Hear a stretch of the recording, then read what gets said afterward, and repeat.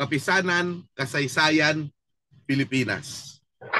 Kasaysayang gabi sa ating lahat. Ako po si Xiao Chu, isang public historian. Welcome to Vibal Group, Kasaysayan kay Saya. Alam niyo po, ito pong programa natin ngayon, no, September 29, 2025, is actually a commemoration kasi po actually naglalaylo tayo dahil dumadami po yung ating gawain, hindi na rin po tayo mga bata, no? Kaya dati every 2 weeks meron tayong kasaysayan kay Saya. Kaso dumami yung mga commitments natin, kaya meron na lang tayong occasional na kasaysayan kay Saya. But that said, kahit papaano po, maski paps, no? Maski papaano, umabot po ang kasaysayan kay Saya ng 5 years. 5 years mga kaibigan. At ito po actually ang ating, i-check ko lang para tama tayo, no? Ito po yung ating ika-109th episode sa loob ng 5 taon. So napakarami pa rin yan mga kaibigan. Kaya ipagdiwang po natin yung araw na ito sa pamamagitan ng pagdiriwang ng kung ano yung sa atin. Yan, kung ano yung sa atin. Yan ang ipinagdiriwang natin ngayong araw na ito. So, dahil wala na siguro patumpik-tumpik, ang nais ko ay simulan na ho natin agad yung ating pagtatanghal ngayon. Tatawagin ko po ang isang special guest natin. Siya po ang co-founder and director for business development and stakeholder management ng Center for Information Resilience and Integrity Studies o CIRIS, CIRIS. No? Akin po tinatawagan ngayon, samahan niyo po ako na pasalubungan ng pagpupugay sa inyong mga kaisipan dahil wala naman kayo dito, si Ginoong Christopher Balagtas. Sir Christopher, makasaysayang gabi sa iyo. Makasaysayang gabi, Prof. Xiao. Thank you. Thank you for having me. Ayan. Opo. Alam nyo, maganda, in-invite ko po si Sir Christopher Balagtas. Actually kasi gusto rin niyang pag-usapan natin ito, itong issue ng atin, kung ano yung sa atin, West Philippine Sea. May mga katanungan din ako. Sila kasi inaral talaga nila ito sa Center for Information Resilience and Integrity Studies. No, mamaya we will talk about this. But siguro meron silang ginawang isang short film. Akala nila trailer lang nabitin. Pero short film lang talaga siya. Although it's also a series of info videos pala, no? Na you can watch in the YouTube channel of Alon ng Kabayanihan. So kung nabitin kayo, mamaya ipapalabas natin yung short film. Kung nabitin kayo, may mga snippets ng ibang kwento na pwede nyong makita doon. Akala ko nga, yun lang din yun. Pero yun nga, maraming kwento na yun yung maglilid sa atin sa understanding sa iba't ibang issue nitong West Philippine Sea. But before that, alam nyo, nagulat to ako kasi ang bata nyo pa pala. Oh? Kaya ang nais kong itanong sa inyo, no? Una, yung aking favorite question sa lahat ng mga guests ko dito. What is your very first memory? Yung pinaka maagang alaala nyo now at the top of your head. Can you recall it? Very first memory. I would say ang very first memory ko would be watching medyo heavy siya eh. Pero ang very first memory ko was watching sa news yung 9/11. Parang yun yung pinaka tumatak sa akin noon. Nung bata ako. Well, Winston Churchill began his memoir with his first memory. And of course, the thing about this is, yung first memory I think would be a very big indicator of what you would become. Sa lahat ng tinanong ko, ganyan ang nakikita. So if you're going to look at it, di ba, security matters, 9/11, news, current affairs, history, all of this became your life in a way. That makes sense, no, bro? So, yeah. So, kita mo, telling talaga eh. So, 9/11. 9/11, pag-usapan natin yan ng konti. Because we just had September 11 recently. It's sa mga bata, no? Actually, marami na pala tayong ano lang tayo, relax lang kasi itong show natin. Gusto kong tawag dito, i-shout out lang saglit no, bago natin ituloy ito, pag-usapan yung 9/11. Shout out ko lang itong mga early bird natin, Romel Robin, si Ferl De Pedro, na tinatawag ka, Topher Balagtas, kilala ka dito. Carlos Fernandez Salditos, Papi Topher daw. Hello, Topher. Ayan, Ginong Franlex Valencia. Good evening po, watching from City of San Jose del Monte, Bulacan. My wife, Noela Chua, is watching. Ayan, Noela Chua na talaga dahil Chua talaga siya, no? Steph Ongkiko, hello Professor Shao, salamat po. Oo, oy Steph Ongkiko, yes, hi, oo. Sige. So, ngayon, marami sa inyo hindi pa alam kung ano yung 9/11 was actually a defining moment in our lives, no? In fact, yung before the COVID era, it was the 9/11 era. 'Di ba? Ano yan eh, natapos talaga yan sa COVID kasi yung fall of Afghanistan, yan ang back to the Taliban. Eksakto yun, mga 20 years. 'Di ba? Grabe, War on Terror, sir, 'di ba? Naalala nyo? Ako, I was already in college. First year college ako noon eh. So talagang batang-bata talaga yung guest. First year Tama. college na ako noon. I was 5 years old ata noon. Oo, 5. Tama. So yun. Now, the question is, from 9/11 and all of that, tell us something about yourself. Ano yung journey mo na na-involve ka ngayon dito sa security, sa information, yung anything that is related actually to the affairs of the nation? Mm-mm. Well, actually, yung, di ba sabi ko, first memory ko, sir, was 9/11. Pero, like, siguro nung bata pa kasi ako, nung time na yun, hindi ko inisip na parang that it was a heavy thing or Right. na what people were talking about. Hindi ko masyadong gets yung gravity, you know? And then, I think, ang pinaka nag-trigger sa akin, I was in first year high school ata, no? I watched this ito yung start nung yung nagsimula mag-upload sa YouTube yung mga tao, Yeah. ganyan.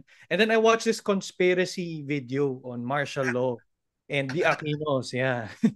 So, 2011 yan. oo, ganon. That's the first time I was trolled kasi loko-loko ko. Sinagot ko yan eh. Kaya ako yung na-troll. Anyway, sige, tuloy mo. Interesting. Ayun. So, ako naman, baka nga isa ako sa mga nan-troll sa'yo yun, Prof. Kasi when I watched that, I thought I was parang, uy, ang talino ko. Ang dami kong, I think ang title pa nga nun is that facts that the media does not tell you about. Yes, exactly. So parang ako noon, I was like, no? Oo nga, hindi nga sinasabi ng media to. So I started distrusting the media. I started to tell my friends about it na, uy, alam niyo yun, sinabi sa atin ng teacher natin, mali yun. Hindi sinasabi yung tunay na storya. So, nung time na yun, I was a tinfoil hat conspiracy theorist. So, yun yung mga pinopost ko sa Facebook ko, sa Twitter ko. Sana nalinis ko na. And then, ayun. And then, dahil doon, I think a lot of my friends talk to me, I'd say my smarter friends talk to me and told me na, ayun nga, na medyo, alam mo, Topher, medyo questionable yan. And then, that's when I started looking up, sa internet, sa YouTube, and then, started listening to my professors more intently, I guess. Wow! Hindi, ako nagkakaroon ng pag-asa kasi I also dealt with a friend na mahilig sa conspiracy theories. Well, of course, kahit anong paliwanag ko, hindi niya talaga pinaniwalaan until it just fell apart. Ano? And, but yeah, it also hurts. Yung mga ganyan, yung mga kaibahan ng paniniwala. Ako kasi, kung ano yung paniniwala mo, wala akong problema kasi ikaw yan eh. Pero once na ini-impose mo na yun sa akin dahil doon sa fervent belief mo doon na dapat ikaw din, medyo dyan tayo magkakala po. So that's why I drifted away from that friendship. Kaya nakaka-relate ako doon sa sinasabi mo. Pero ikaw, you were humble enough to realize eventually na, listen, di ba? Not naman that they were smarter, pero yung they had the, shall we say, courage to tell you. Kasi sign of love yun eh. Sa totoo lang eh. So parang, kasi pwede naman pabayaan ka na lang nila nga eh, di ba? But they did not. So, actually, sign of love talaga, Prof. siya. Kasi isa sa mga friends ko doon, na nagsabi sa akin na, ayun nga, na mali yung paniniwala. Ayun, girlfriend ko na ngayon. Wow. Sa susunod, wife mo na yan. So, Yeah. hopefully. Okay, so yeah, wow, that's fantastic, no? So, ano yun, kumuha ka ba ng course in college na related sa mga ano? Actually, What was your course in college if you don't mind? ang course ko nung college was legal management. Legal Legal management. management. And then I went to law school. Uh-huh. So, if you think about, parang hindi naman, parang hindi related, gano'n. Then, Oo, pero ano pa rin, kumbaga dahil yung information, ang dami ring disinformation on legalities. indeed, yes. Pero Ikaw, ayun, hindi ko natapos yung law school, prof. I went out and went straight to government. Kasi at that time, I felt like medyo parang sabi ko, I want something actionable. So, kasi parang when I was in law school, 3 years ako sa law school eh. And it felt parang nawala ng ng parang drive or na motivation. Kasi it was just the daily grind. Every day, basa. And then, ang dami nangyari. Kasi I was in law school nung, well, uh, 2017 to 2020. So oh, like, yeah. ang dami nangyayari sa bansa natin. Right. So, but sige, let's look at that. It was the Duterte administration. There was COVID-19 that was 2020, no? Hindi natin pag-usapan kung tama o mali yung administrasyon niya. That's not part of our conversation here. You have all your judgments about that. I have my judgment. But it was it parang may may syempre parang magulo yung isipan ng iba. And then there's also, shall we say, uh, may nagda-doubt sa gobyerno. 'Di ba? There are some people who say na draconian yung ginawa ng gobyerno. Although again, I'm not pro Duterte. Alam ng mga tao 'yan. But there's something that I understood why it was draconian, no? But you went to government. And 'di ba parang some people would discourage us to corrupt ang gobyerno, makukurap ka lang diyan. Why did you do it? Why did you enter government? Actually, I see where you're coming from, prof. Kasi doon din ako galing. And I feel like a lot of my friends was saying that. Yung Yeah. tipong, I'd say, my circle was that eh. Na tipong lahat sila, ha? Gobyerno eh, ganun ka na. Ganyan ka na. Ginaganon ako nila noon. And I was like, you know, the way I see it kasi, the way I do things, I guess, is try it out, gawin muna natin, and then kung di ko gusto, Right. alis. That's true. Sabi ko, like what I did in law school. 3 years ako doon. And then the third year, everybody's saying sayang. But then I realized, I think it's not for me. So I went to government. So, yung na-government ako, I wanted to try and see parang what's the fuss all about?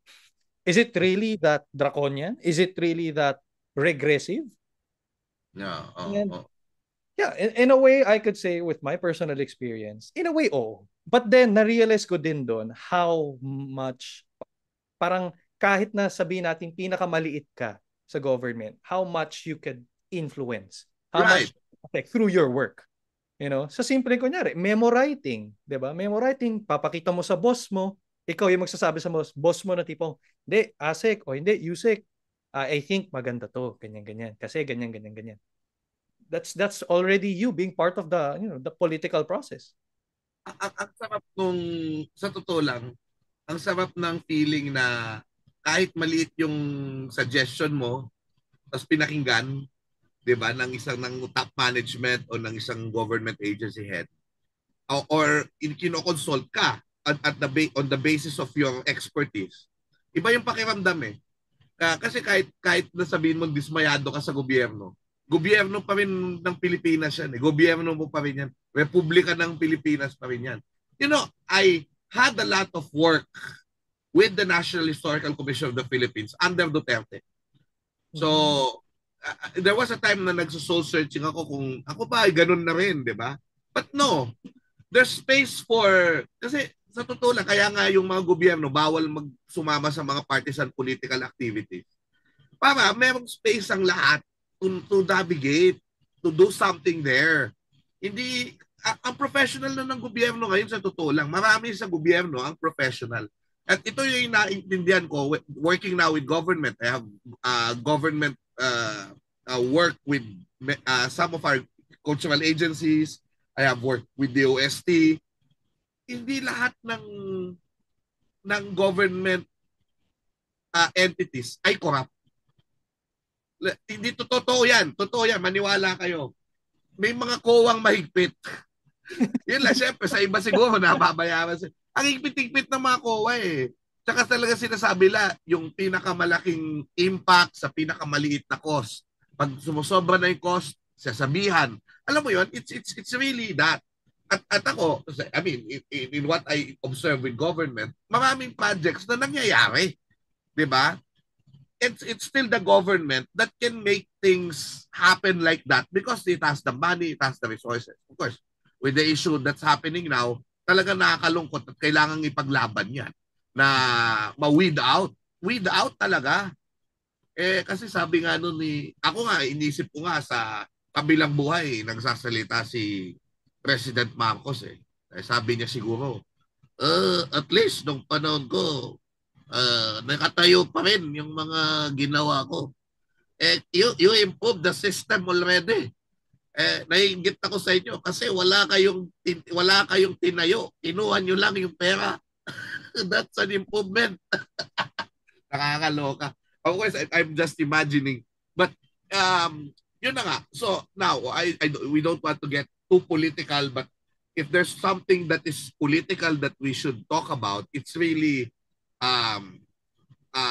the West Philippine Sea and our maritime claims. But first, let's go to series. Series ba tama o si Aya Raya? Sound series, di ba? Series, yes.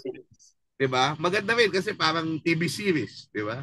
O kaya parang inisip ko, ang ano ko nga, parang ang imagination ko sa series, parang mata siya ng Osiris, gano'n. Nagbibiro lang ako. Pero yun, how did you become involved with series? So, yung journey mo to series and then siguro telling us what the work of series is.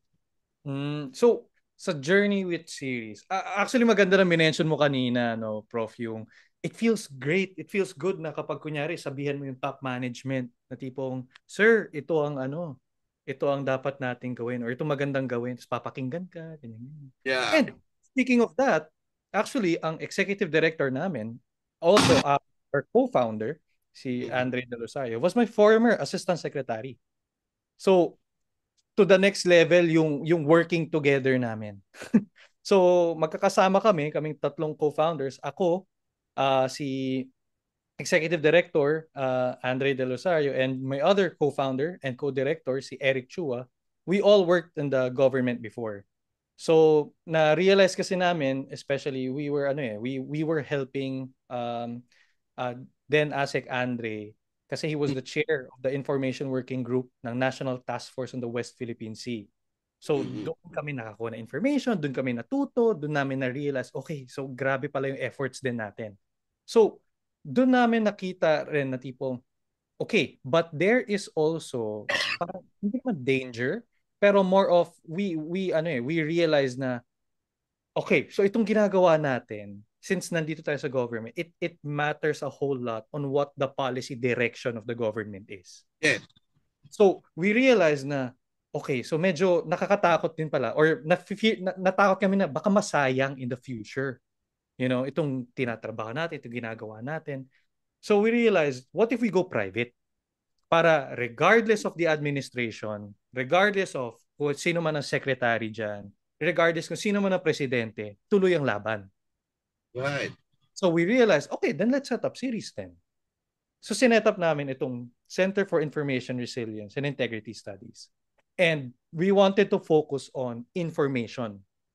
Kasi like sabi nga namin, itong West Philippine Sea, it's just part of ito yung part of our story. But then ang kalaban talaga natin dito is disinformation. Kasi doon namin nakita sa trabaho din namin with the government before how there are like disinformation campaigns, not just by a single person, as in it's methodical talagang aim to influence and manipulate public opinion. Kaya dun, yun yung nakakatakot. Kaya we set up series to counter that. And ano yan ako nafe-feel ko yan kasi umaali-aligid yung mga tao na ahente nila at kinakausap din ako. Di ba? Ay, So alam ko, it's just that of course, ako naman kasi Filipino-Chinese din naman ako. My great grandfather is from Fujian. Ang ano ko diyan, ang interest ko talaga diyan eh how to pursue this in a peaceful manner, 'di ba? Na na we claim what is ours without warmongering. mm-hmm. 'Di ba? Kasi yung iba naman, ganun naman yung trip nila na warmongering naman yung ginagawa nila. And to be clear that we are not against the Chinese people, Chongkoren, but we are against what that particular policy of the People's Republic. And yun lagi ngang sinasabi sa akin, bakit kung di naman natin kaya yung China? Bakit pa natin i-pursue yan? Sabi ko, kung salita lang ang kaya nating gawin dito, gamitin natin yung salita, di ba? Anyway, we will talk about yung mga misconceptions na yan sa West Philippine Sea. So, pumasok ka ba sa AFP? Sa AFP ka ba pumasok noon nung sa government ka? No, actually, it's Office of the Presidential Advisor on the Peace Process pa nun. Peace Process. Oh, wow. So, that's where I started. Doon din kami nagkakilalang tatlo, kaming co-founders. Okay, before we go to the West Philippine Sea, gusto kong you were part of that team. I mean, at least you are an employee of the OPAC. We're very close in attaining the peace with the New People's Army, for example. During the time of Duterte, I was very hopeful about that kasi ako, I'm not them. I'm really left of center, not far left. But of course, I'm sympathetic to rebellion. Ibig sabihin, sympathetic in the sense na they don't rebel just for the sake of rebellion. There are root causes of rebellion. That's why they rebel. And we all understand. I think we can agree on that. We might not agree on the manner of solving. But yun na nga, where did it, in the things that you can tell us, kumbaga yung declassified yung declassified information, where did it all go wrong? Bakit nabalahaw yung eto na si Duterte was already Joma season, Duterte, they were already talking. Saan nagkamali doon at bumalik tayo ulit sa digmaan? Well, to be clear, nung nasa peace process ako, Prof. Xiao, I was in yung peace table ko noon was with the MILF peace process. Well, that became successful. Okay, I mean, at least Bangsamoro na siya. So sa Bangsamoro peace table ka pala. Pero with the NPA, na actually natutunan ko rin after is that sabi ko nga this is why sabi ko ang ano namin is ang focus namin sa series is disinformation, misinformation, ayan. And I think during that time then there was a lot of disinformation, at least that was what was being alleged by the administration. There was a lot of disinformation campaigns being parang blurted out by the NPA na na for example na I think yung mga pinalayang political prisoner, tapos eventually parang dapat good faith, pero ang ginawa was that they started recruiting again. So parang okay, so that you lost our good faith, parang ganyan. So parang ang naalala ko noon was that nagalit ang presidente kasi I trusted you, I put your people in the government, appointed them. Tapos he felt like he was stabbed in the back. Kaya galit na galit siya noon. And when he got mad, talaga he got mad. Medyo talagang with a vengeance. Yeah. And yun nga, nauso daw yung red tagging. I will not go to that, kasi syempre it's a complicated and very very very sensitive matter. But yeah, ibang front naman yung kinakaharap nyo ngayon with China, 'di ba? Kasi syempre malaki yung machinery din nung they're one of the biggest countries in the world. What do you expect, 'di ba? and they really have devoted na mga nag-explain din naman on their side. Oh? But let us clarify later.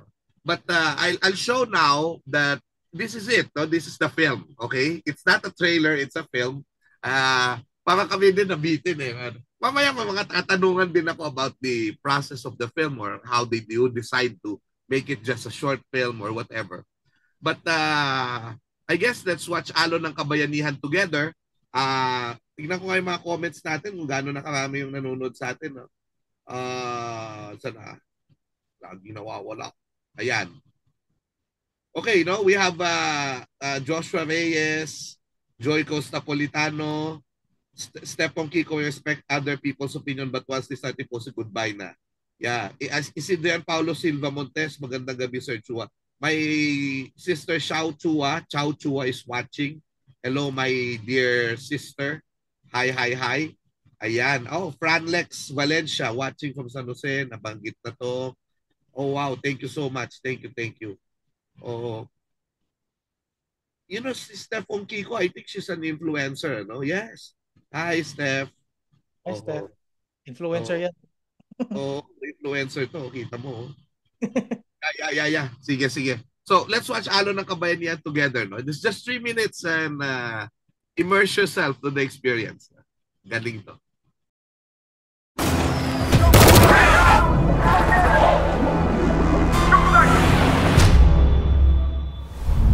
Hindi lang isda ang laman ng dagat. Buhay. Kinabukasan. Tay, saan po ba tayo pupunta?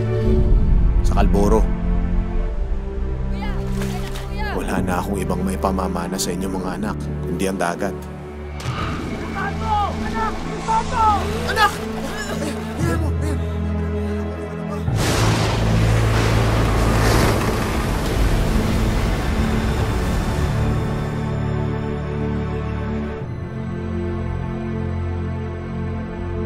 Huwag po kayo mag-alala, Tay. Susundan kita kahit saan ka padala ng dagat. Ipaglalabang ko ang mga turo niyo sa amin, Tay.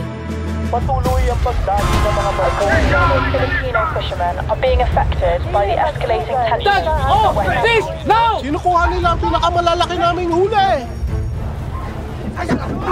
Para kami magnanakaw sa sarili naming karagatan. Ako si Lieutenant Commander Vanessa Esguera, Philippine Navy. Ikaw, anong kaya mong gawin para sa Pilipinas? Ano man ang kailangan, ma'am? Dahil alam ko tama ang pinaglalaban natin, ma'am. Pakita niyo kung gano'n niyo kamahal ang Pilipinas! Manalo tayo sa kaso eh. Hindi naman nila tayo sinusunod. Sisira nila yung mga koros at mga taklobo. Ilang dekada pa yan bago makarecover. Hanggang kailan ba tayo magtitiis? Ito ang exclusive economic zone natin. Atin to! May plano ang Armed Forces. Hindi namin kayo pababayaan. Ang turo ni Tatay, protektahan ang karagatan. Bakit ba ako umalis sa pamilya natin? Para bawiin ang kinuha sa atin. Para ipagpatuloy ang pangarap ni Tatay. Kuya, utang na loob, huwag kang padalos-dalos. Kung hindi tayo lalaban, sino lalaban para sa atin? Lalaban tayo, di ba? Gawin mo ang gusto mo. Gagawin ko ang nararapat para sa bahay na to.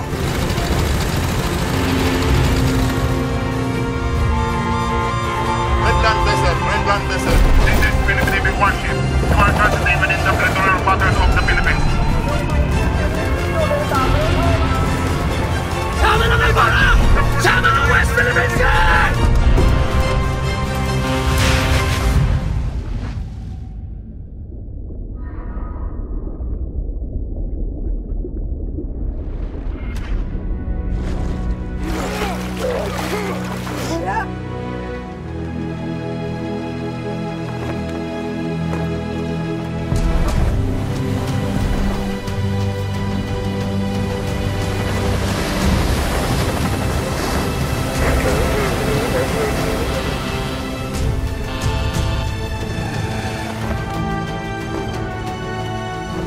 Para sa bayan! Para sa Pilipinas!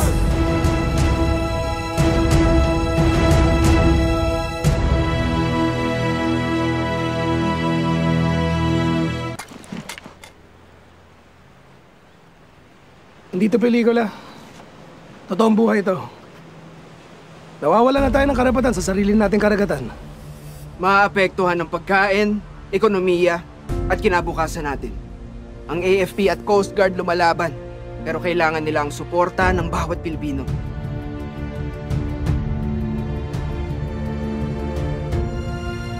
Ngayon natin kailangan ng mga bayani.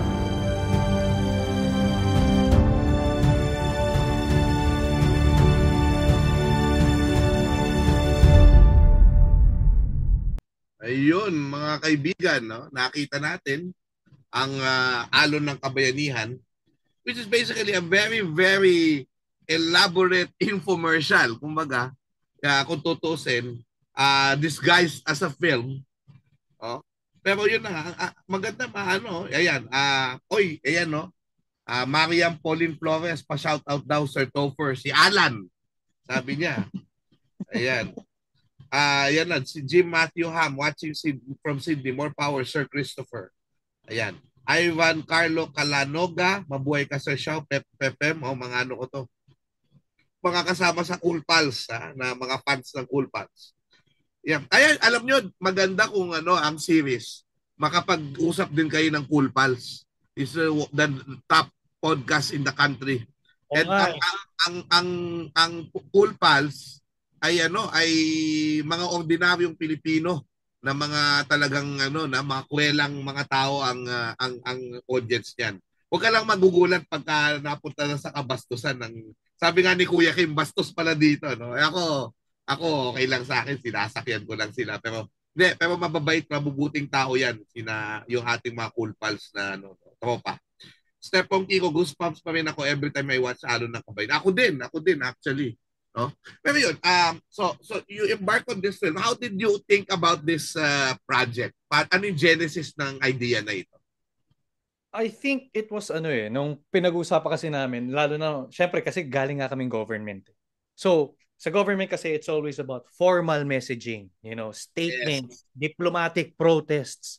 And it does its work, it does its work. Nandyan yan. However, na-realize namin, untapped resource yung creatives industry. Right. Like, I remember us talking about, and I remember, kakanood ko lang noon there's this play, actually, I think may rerun ulit siya. It's called Pinkian. Story ni Emilio Jacinto. Yes. Yeah, and after watching the play, and honestly, I didn't know much about Emilio Jacinto before watching the play. After that play, todo research ako, sino ba si Emilio Jacinto? Anong ginawa niya? Paano siya namatay? Yan. And then, pinag-usapan namin, remember when we watched General Luna and when we watched Goyo, ang batang General, everybody was, nationalistic. Everybody was proud of being a Filipino. So we were like, Eddie, why not do something like that, but about the West Philippine Sea? And we were like, sino bayani? Diba? Kasi itong bayani verse, it's always about a specific bayani. Then we realized, ang bayani natin, sino ba yun nandun? Diba? It's the AFP, it's the PCG, it's our men. So let's talk about a story about them. Then, na-realize namin, kaya namin na tipong, kaya as everyone saw, it's a short. Actually, it's shorter than a short film. It's a very, very short film. Sabi mo nga, Prof, it's a glorified infomercial. Yeah, elaborate. Oo. But sabi nga kasi namin, parang, how do we, with the budget that we have, diba? How do we make this film? How do we make something like that? And the attention span din. Yes. Ng social media. Diba? Sabi nga namin, actually, if you scroll, pwede mo siyang makita sa Reels. Ganun siya ka-short. Oo, ganun siya ka-short na pwede siya mapapanood as a Reel. So, yun, insidious yun. You infiltrate the young people in TikTok, for example, di ba? Exactly. Actually, yun naman ang gusto kasi namin na mapag-usapan ang West Philippine Sea.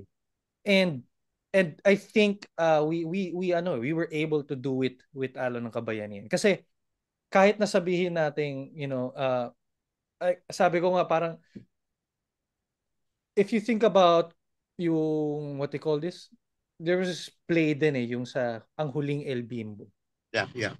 I think it was shown nung pandemic. Right. And I think it was shown for free ba? Was it? I don't remember, but I think it was. It was shown for free in the YouTube because of Oo. yung panahon na yon walang theater. So parang they will show it for free, then you donate something so that they can, they can, Oo. diba, parang ganun. So doon naman nakita natin, tinan mo, when it was for free, everybody watched it. Na Right. everybody was talking about Huling El Bimbo. So yun yung naisip namin na tipong, instead of like, a film where people have to pay to watch, right? Yeah. Everybody's, sabi nga nila, parang on average, ang Pilipino, 9 hours yan nasa cellphone. So, para makita ng mas marami, mas pag-usapan na mas marami. So, we decided, okay, it's like a social media campaign.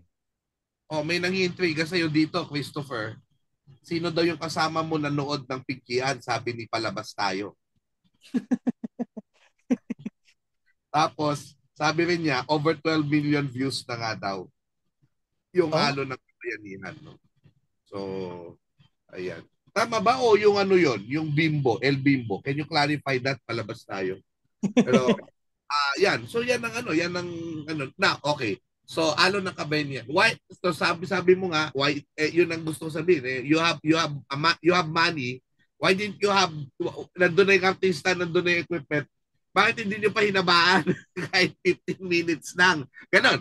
So, may mga, kasi may storya siya eh. May storya, parang nakakabitin. So, was there an intention to actually, may mga scenes ba kayo na, kumbaga kapag sinabing gawin nyo yung 20-minute film, makakagawa ba kayo? Ganun. O hindi, talagang nung sinute nyo siya, ito talaga yung storyboard. Ito talaga yun. Ang storyboard talaga was really short. Wow! Kasi, ayun nga na-invest. And again, yun din yung kaya ng budget namin. Kasi 'di ba yung halimbawa 'di ba nagmi-meeting sila i-set up mo 'yon 'di ba? So talaga yung sa storyboard ganoon lang sa kaikli. Yung nagpapakita sila, yung nag-training. Wow, that's pero yun ang ganda nun, ang ganda nun. So ibig sabihin talagang short talaga kayo. It's really hindi siya talaga malaking budget. Pero ang ganda kasi I think what happened was that you have a budget for marketing. And ito yung parang mas nag-tone kayo ng pansin. Parang ang dating nga, for what for? Di ba parang gumagastos sila sa marketing, wala namang return of investment ito eh.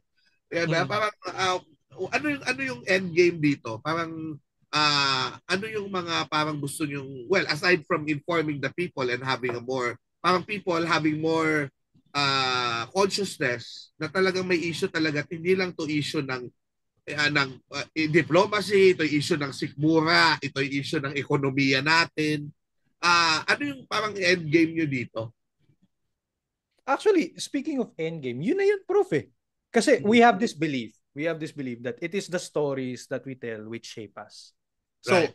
As long as we keep on telling the story of the West Philippine Sea, we keep on telling the story of, what's happening to our frontliners, to our fishermen, then that's who we will be as a Filipino nation. Diba? Na tipong, yan ang pag-uusapan natin. Na tipong, sabi nga natin parang 20, 30, 40 years from now, that short film will still be on Facebook, will still be on YouTube. Anyone can still view it. Na tipong, okay, so ano bang pinag-uusapan nila noong 2025? Yan pala. Ganyan pala yung nangyayari noon. So we have that. And by the way, when we premiered, kasi I was one of the influencers that were so honored na parang I matter pala, no? But ang nakakatuwa doon, kakatapos lang nung incident na nagbanggaan yung dalawang Chinese vessel. Na hinahabol tayo, tapos sila yung nagbanggaan. So doon mo makikita yung napaka-dangerous ng maneuvers talaga pala. Alam mo yun, yung hindi pala to basta-basta binabasa ka lang. Pag binangga ka, nakita mo no, pag nabangga ka kung gaano katindi yung pinsala doon. Tapos syempre, hindi naman tayo mayaman na bansa, yung repair nun, di ba? Hindi naman natin basta-basta alam mo yun. So, and then, lumabas tong film. So parang talagang, parang napaka-timely reinforcement. Of course, hindi naman pinlano yun eh. Na mangyari yun, but it was there, no? So sige, let's go to the process of alam mo, nakalimutan ko na yung tanong ko kasi asaya na ng usapan natin dito. Ayan, so for example, yung kumusta ang katrabaho? Yan, yung actors. creative team. Kumusta silang katrabaho? So you have yung Raisa Senon, si Carlo Aquino na si ano nga pangalan ni Carlo Aquino? Tulog na yung kasama ko. Si ako nakalimutan ko yung name niya sa It's Okay Not to Be Okay, no? Tapos pinapanood ko kasi yan. Tapos si Raisa Senon, si Lucero, of course my actor's actor because he played Andres Bonifacio in the Katipunan series where I was consultant.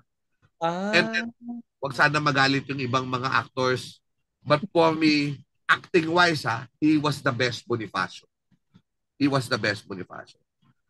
Siguro isasama ko na rin diyan si Mr. Alfred Vargas. Kasama na, kanigan na niya. Pero talagang magaling talaga yung si Sid Lucero. So how was working with the team, the director and the creative team and the actors? Actually, buti sinimulan mo rin, Prof, with how Sid Lucero is like that. Kasi when I was bata pa, idol ko na si Sid Lucero. So we were like, okay, so we have a set of people that we want. Ang first picks namin was, okay, Sid Lucero, Carlo Aquino, Raisa Senon.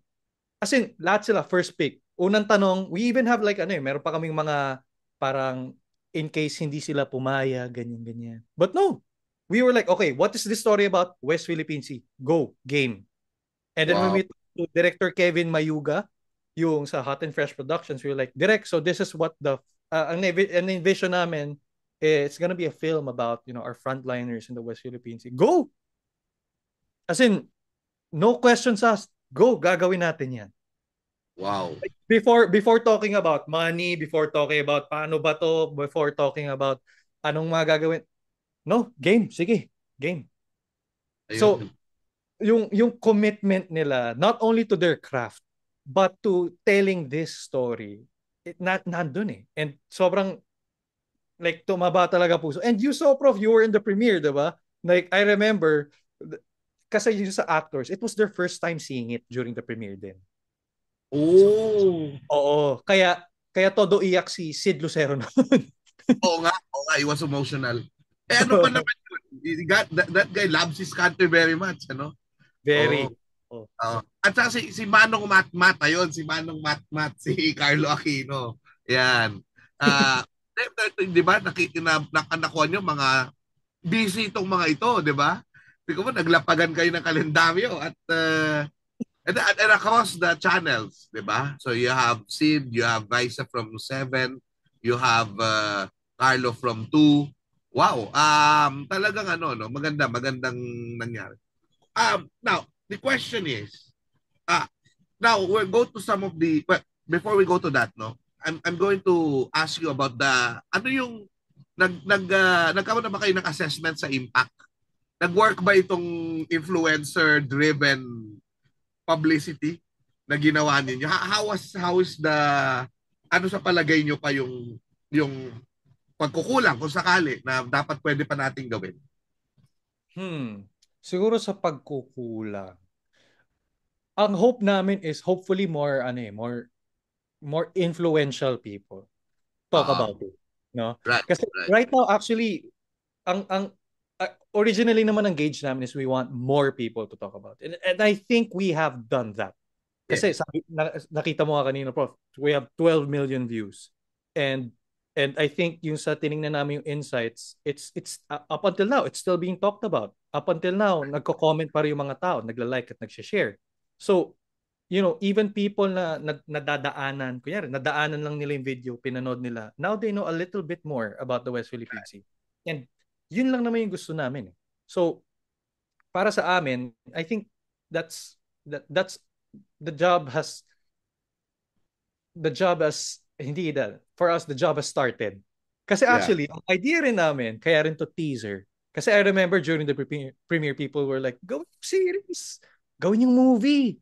Diba? Ang daming pwede. And we were like, so sige, pondohan nyo.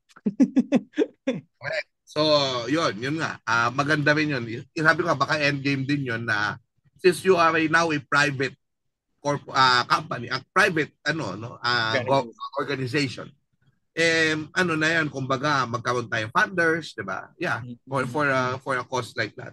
Kasi gusto rin sana namin Prof gusto rin namin Prof ipakita na kumbaga I think ang dami rin kasing I remember there were conversations noon about people fearing na parang political kasi yung West Philippine Sea.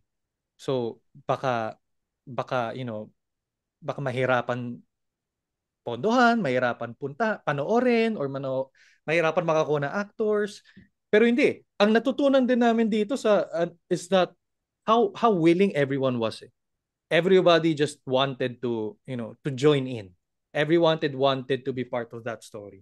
And siguro yun din ang gusto namin na, especially for the creatives industry, na tipong, look at Alon ng Kabayanihan. It's a short film. If you want to create a longer film, then go. People will talk about it. And people will support you. Like, look at us. It's a short film, but ang daming nanood, ang daming pinag-usapan pa rin. So yun din ang gusto naming parang one of our goals. Wow. Ayun. Now, let's go to yung mga issues, no? Since sa pag-aralan nyo rin ito, of course, basic na to, alam na natin, di ba, na we filed an arbitral tribunal case against China. This was the time na panahon ni President Noynoy Aquino. I think nagkaroon ng standoff noon sa, I don't know kung sa Bao de Masinloc ba yun? Yes, sa Bao de Masinloc. Na parang there was nagkaroon ng Pilipino doon, Chinese, and then parang nagkaroon ng backdoor, aalis dapat, yun ang agreement, umalis tayo, hindi sila umalis. So, eventually siguro that's when Noynoy. And some people would say na parang that was a wrong move because that actually escalated the building of the structures in the Spratly Islands, no? Kalayaan Island Group. Dahil doon nung nag-file tayo ng ayaw na papayan ng China nung nag-file tayo ng case, saka sila talagang doon nila itinayo lahat yung mga airport nila doon, no? But anyway, that said, supposedly we did not ang alam natin ito yung parang kailangan i-clarify natin. Gusto ko i-clarify mo rin. Supposedly, di ba, we won because China now said that the 9-dotted line, which they had increased it to 10-dotted line, surrounding the South China Sea has no basis when it comes to their territorial claim. No? And then parang, of course, na-reinforce doon na sa UNCLOS, parang a certain number of nautical miles is part of one's exclusive economic zone. No? Now, the question is, may iba nagsasabi na sa totoo lang nawalan daw ang Pilipinas, hindi tayo nag-gain. Parang nung dinefine yata na hindi teritoryo ito, kundi exclusive economic zone, magkaiba kasi yun eh. Hindi daw totoo na nanalo tayo. Actually, we lost territory because of that. Is this true? May ganun na nagka-claim Actually, in a sense, oo. Kasi I remember like yung Pag-asa Island, for example, Prof. It's actually kasi sabi sa UNCLOS, it's 200 nautical miles. Correct. Diba? Pag-asa Island is actually beyond 200 nautical miles. It's actually not within our exclusive economic zone. Pero the Pag-asa Island is in itself. Yes, needs help. Oh, and Pag-asa Island is actually may mga taga-Palawan doon. We have a municipality there. So, kumbaga, pero sabi nga kasi sa arbitral award, they're not gonna rule about They're not gonna rule about territorial claims, ganyan-ganyan. Correct. They just kumbaga clarified, okay, ano ba ang exclusive economic zone? Ano ba ang rules dyan? And then ano ba ang high tide? Ano ba ang low tide? Kasi ang argument was, if it's a high tide feature, meaning kita siya kahit high tide, ay kita siya kapag high tide lang. Ay tama ba? Kita pag high tide teritoryo siya. Oo. Hindi, kapag ang sabi ng UNCLOS ng arbitral ruling was if it's a low high tide feature. I might be wrong but pag ang island is seen kahit high tide, kaya low tide, high tide, kita pa rin siya. It means it's an island. It has its own territorial sea. Yeah, no. So, sinabi doon na if it's the other way around, meaning kapag high tide, hindi mo siya kita, then it does not have its own territorial sea. So, kaya sinasabi na nawalan tayo because there are islands within our exclusive economic zone that tayo previously we believe are features na islands. Then sinabi dun sa arbitral ruling, no, that's not an island. That's just a feature. So wala siyang additional 12-mile territorial sea. Exactly. So, yun yung territorial sea, yung 12 miles. Yes. Tama. 12 miles. Important yung distinction ng territorial sea and ng exclusive economic zone. Kasi pag territorial sea, atin yan. As in, lahat ng gawin natin dyan, it's Philippine. It's okay. Philippines. Dito na papasok yung tanong ko. Okay. Yes, bro. So, ito pa yung isa. No? So, ibig sabihin, di ba? So, 12 nautical miles, you have the territorial sea. Di ba? Yes. Ibig sabihin, talagang atin yun. Atin yun. Then, you have the 200 nautical miles, which is the exclusive economic zone. Now, there's still minsan nagagalit yung iba, sinasabi ko, sa South China Sea. Actually, may South China Sea pa din. Hindi, Philippine law can only cover Philippine territory or Philippine exclusive economic zone. So, the exclusive economic zone and the Philippine territory in the west of the Philippines is called West Philippine Sea. Yes. Okay. And then, the whole sea is called South China Sea. It's like Philippine Sea is part of the Pacific Ocean. Diba? Ibig sabihin, it's a larger body of water, but for ourselves, West Philippine Sea yan. Yung sinasabi noon ni Senator Marcoleta na hindi daw nag-exist ang West Philippine Sea, mahirap yun kasi it's defined now by our law. Ang sinasabi niya yata doon, whether that is recognized by international bodies, yun yung debate. No? But Pilipino tayo, dapat yung law natin yung di ba? Whatever. Exactly. Now, ito na nga, no? So malinaw yan. Now, when we say exclusive economic zone, it's not part of our territory, but all the resources of the territory, we have the exclusive use, we have the exclusive right to use them for our economy. Now, bakit natin sinasabing atin ito ang West Philippine Sea when it is not part of our territorial sea? Yeah. Siguro bakit yung atin lang yung territorial sea, bakit sinasama natin yung West Philippine Sea? Hindi naman pala sa atin yan. Yung resources lang ang sa atin. Anong masasabi mo sa ganong klaseng argument? Well, I think there is nuance. Kumbaga, I agree with the nuancing. But then at the end of the day, I think the message is more towards atin itong parting to. Kumbaga, atin meaning, okay, atin ang territorial sea and then atin din ang exclusive economic zone. Not necessarily in the same sense sa territorial sea, but atin yung mga nandyan in the jurisdiction. Yes. Because pagka part ng exclusive economic zone mo yun, ibig sabihin, pinapatrol mo yun. May responsibilidad ka to patrol it. Tama. Siguro, from a communications and messaging perspective, Prof, I think it's easier to say atin ang West Philippine Sea than atin ang resources at West Philippine Sea.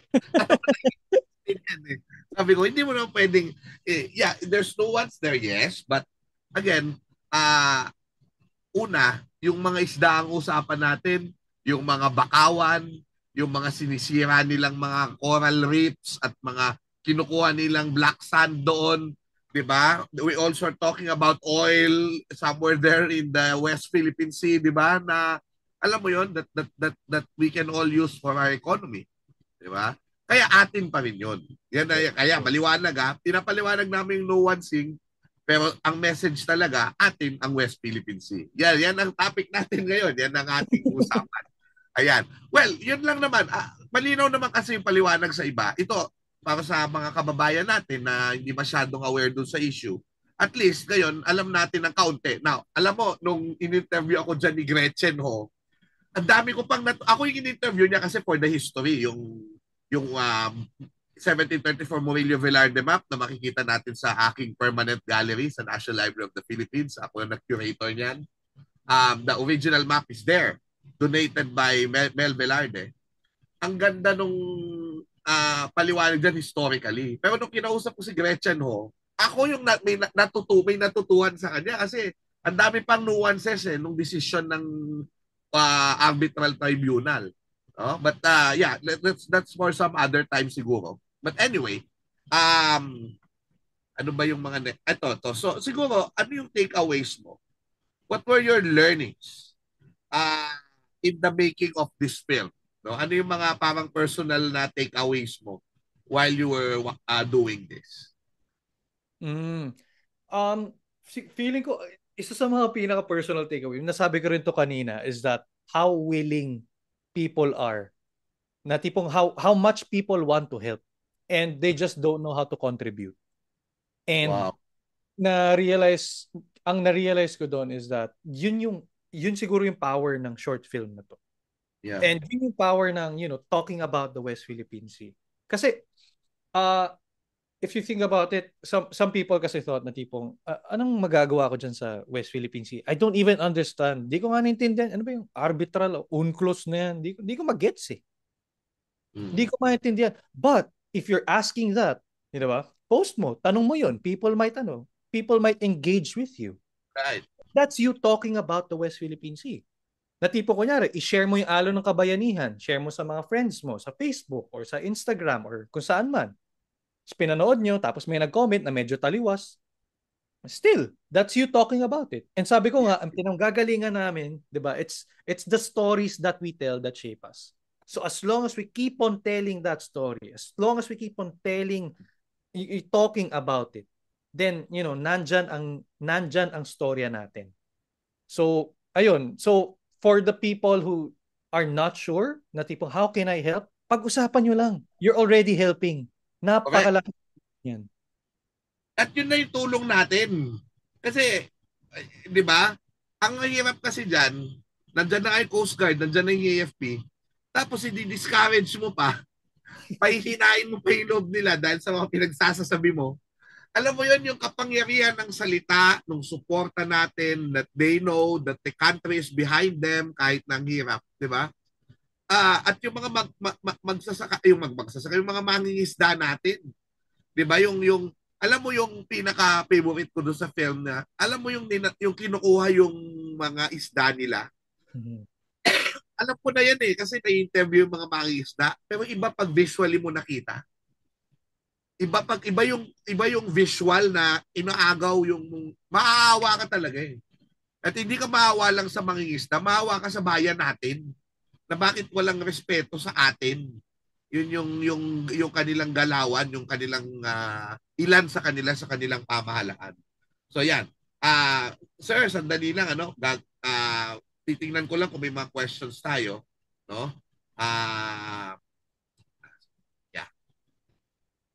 Ayan. So, tingnan natin yung mga audience natin. Ayan. Carlo Mamasigan, hello. Uy, Carlo Mamasigan, minsan mo lang sabihin yan, okay na ha? Huwag mo lang ulit-ulitin. Kasi, nafa-flood yung ating comment section. Salamat, Carlo. Oo. Pero salamat sa yung information about DZMM. Si May Sampang, sabi niya, very informative. Gretchen Ho should also interview Mr. Balagtas, sabi ni May. Interview kanya. Siguro pag gumawa ulit siya ng isa pang docu. Michelle Ander del Rosario, smile to. Sabi niya. The challenge is many producers are either Chinese or have strong relations with China. Especially because that China is a market. So kung gusto mo talaga ng pelikula, kailangan maganda yung mo. Well, which we understand. So, sorry sir yung sabi ni Palabas Tayo, hindi kasi naliwanag kanina, 12 million views yung huling El Bimbo.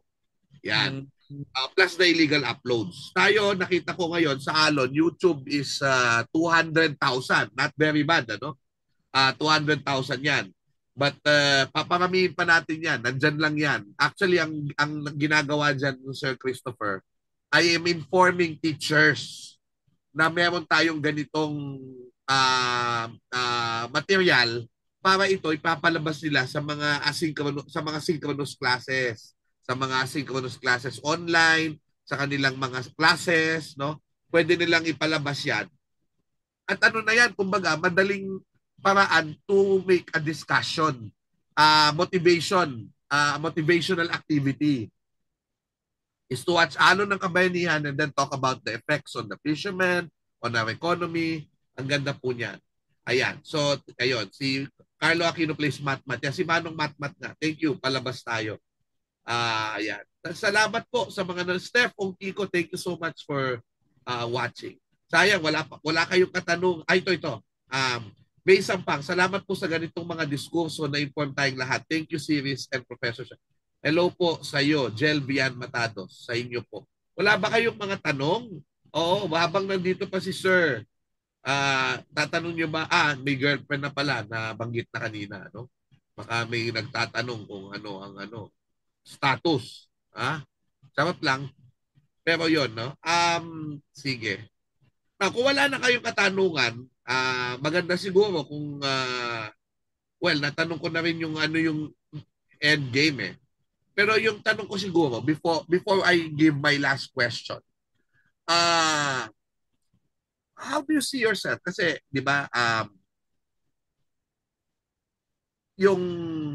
sorry.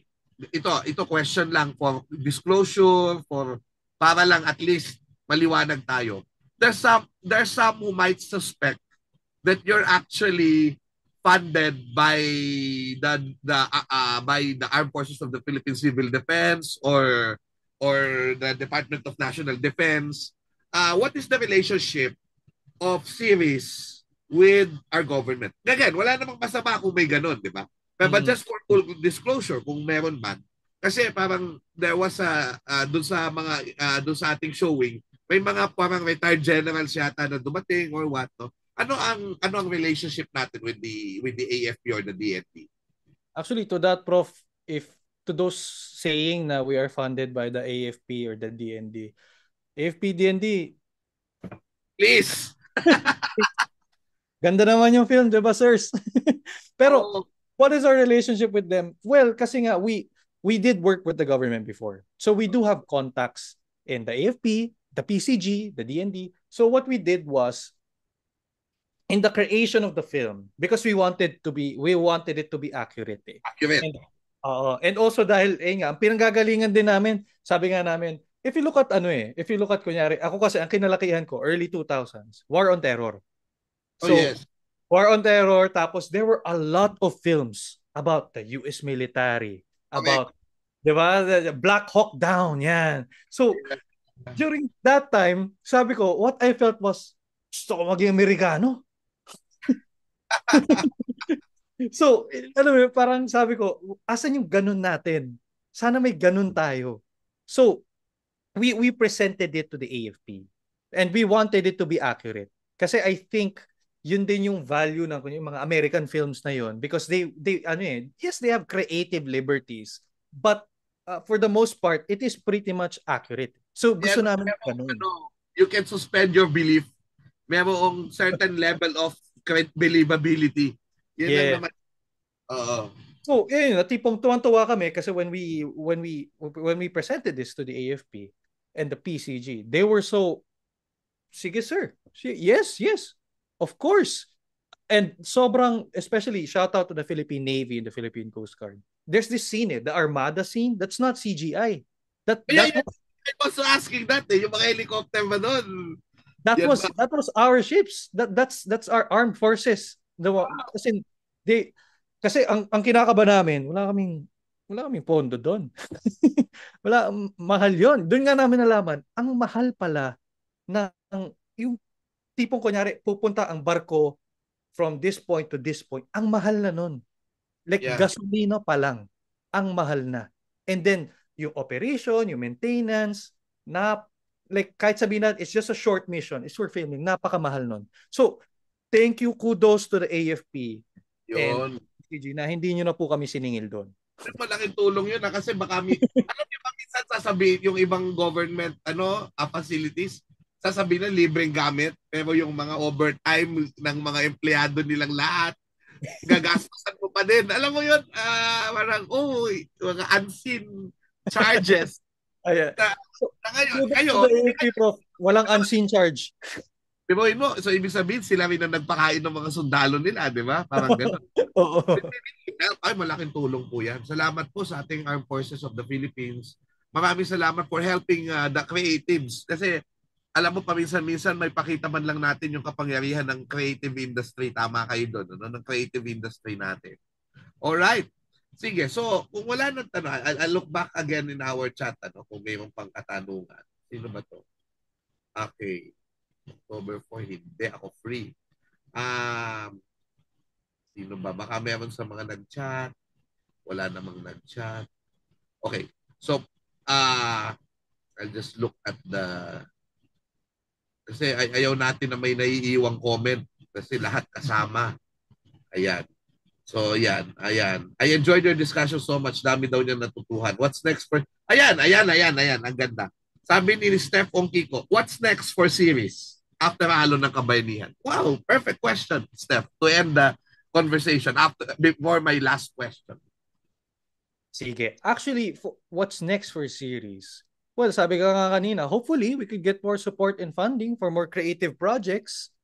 But ang pinaka-hard line namin siguro yung pinaka-concrete na what's next for us is we actually have projects and programs that are aimed at giving lectures and programs sa either sa universities and LGUs and also government agencies. So, actually, nakikita yun naman po yung pangalan ko. Yun din po pangalan ko sa Facebook. If you want, kunyari, your school or, yung LGU nyo po, if you want to, kunyari, want us to go there, or you want we have a network of experts and members of the academe din. Actually, Prof. Xiao, ito na invitation mo, Prof. Xiao. Pero yan, we do have that. So what we can do is, if you invite us, hindi naman necessarily na ako yung magsasalita. Pwede naman ako. Pwede rin yung co-directors ko. Pero pwede rin yung network namin. So, ayun. So you can just message us and we'll be there. We'd be more than glad po. You're talking about disinformation. Ano yung, aside from West Philippine Sea, ano pa yung mga ibang tables, arenas of battle na ginagawa nyo ngayon? Right now, honestly, ang focus talaga namin is West Philippine Sea for now. Kasi yan ang pinakamainit eh. And that's, ang nakikita namin na hopefully through the West Philippine Sea issue, we can go through other avenues. Kasi actually, I wouldn't even say that West Philippine Sea is our main focus. It's really disinformation. So, ang pinakaklaro kasi how disinformation is being played out, it's through the West Philippine Sea. So pag may nakakatch kami na ibang disinformation campaigns or disinformation tactics na bago or that we feel people should know, then we also talk about it during our lectures. Kasi yun yung na tipong it could be pwede hindi siya through the West Philippine Sea. It could be done by companies. Like fake marketing, for example. That's disinformation. And it harms people. Like there's this influencer that I follow that I really love. It's Doc Adam, yung Australian doctor that speaks Tagalog. Gungo. Yeah. Yes. So yung he doesn't say it specifically, but he's also on the fight against disinformation. But in the Philippines, against medical malpractice. So ayun na tipong it's the disinformation that we're talking about. So it can be about the West Philippine Sea. It can be about medical malpractice. It can be about anything. As long as it's disinformation, we're gonna be talking about it. Kasi ang belief nga namin, disinformation, especially those that are disinformation campaigns, wide ones, these ruin our societal integrity. And divided us. Yes, exactly. Right? Yeah, yan yung social cohesion as a nation. Ano yan, ang hirap i-repair niyan for the next 20 years yung nangyari sa atin in the past few years. Agree, Prof. Kasi nga, ang hirap lalo na sa atin, kasi nga, we don't have parks eh. Sabi ko, we don't have parks. So, ang park natin, kasi people congregate in parks. Tayo, social media. So, imagine, social media, you distrust the person that you're talking to. You distrust, sino ba ito nag-post? Sino ba itong kausap ko? Peke ata ito eh. Tao ang kausap mo. Ito nga yung maganda sa atin eh. Ito, I will tell you. But, I mean, to end in a brighter note. Sa Estados Unidos, ang hate crimes, political crimes nila, kasi maintindihan mo sa Pilipinas, Estado ang gagawa niyan o kaya yung mga powerful people. Kapag nasaksak ka sa kanto, ibig sabihin may nakaaway ka, tinira mo yung babae niya or ano, 'di ba, yung wife niya, whatever, or may utang na malaki sa'yo.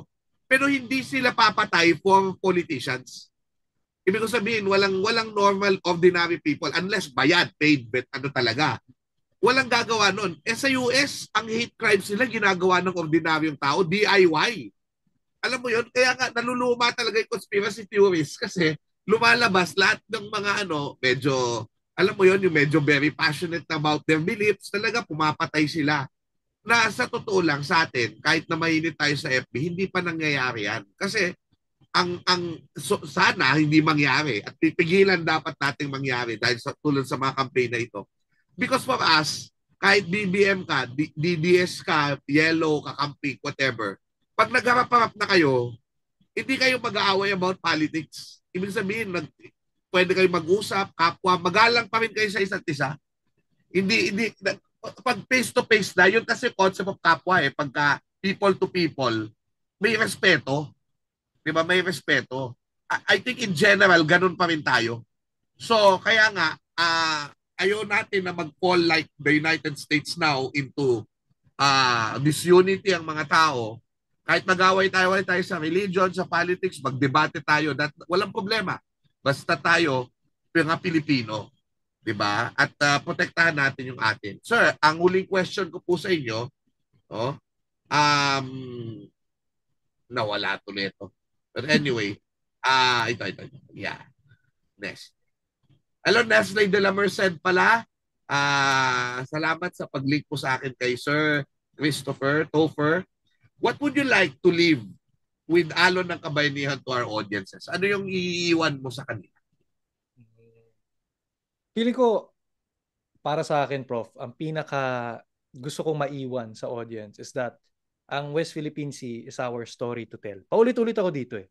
Kasi how we talk about it, how we share it, how we tell our stories about it will determine, us as a Filipino nation and will determine what will be ours.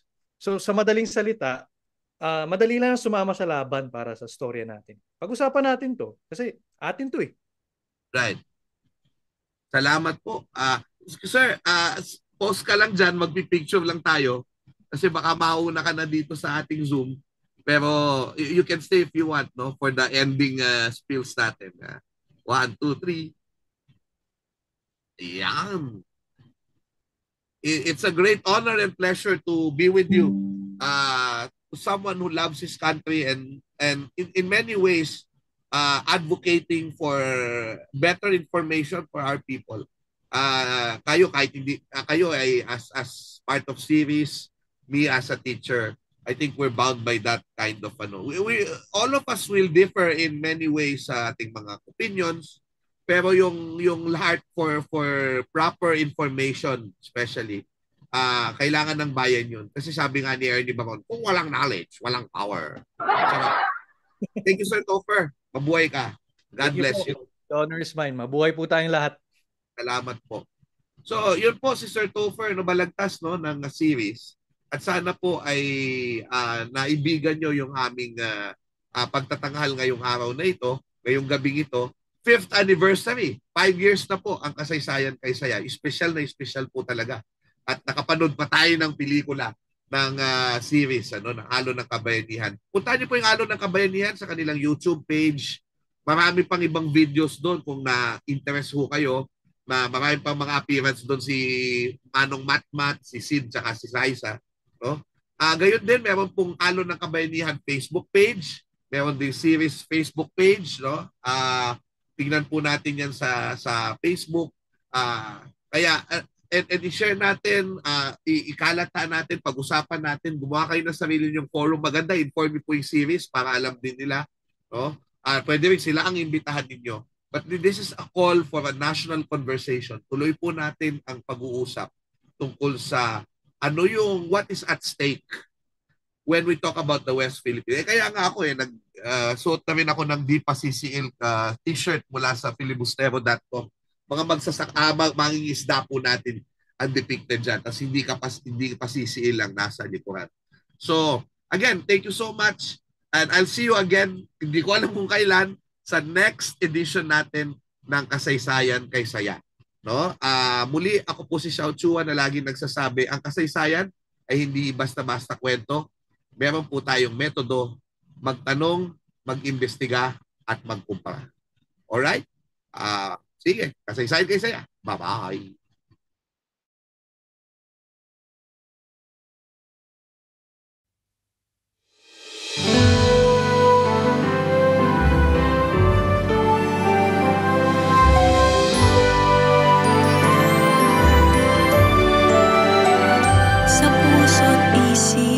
Laging kukupkupin mga gunitang sa ating nakarating. Bayan pukawin sa diwa't damdamin.